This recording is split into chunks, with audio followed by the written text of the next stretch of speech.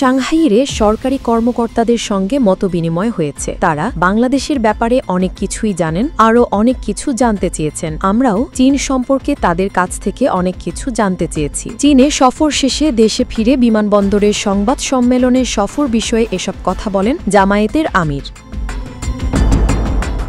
Doctor Shafiqur Rahman আরও বলেন, communist party of চীনের দাওয়াতে আমরা চীনের সাংহাইতে যাই। ৩৫ বছরে চীন অনেক উন্নতি সাধন করেছে। তাদের উন্নয়নের দিকগুলো কিভাবে হয়েছে তা বোঝার চেষ্টা করেছি। এক্ষেত্রে আমাদের জাতি এবং আমাদের দল বাংলাদেশের মানুষের ভাগ্য বদলে কি করতে পারে সেগুলোও বোঝার চেষ্টা করেছি।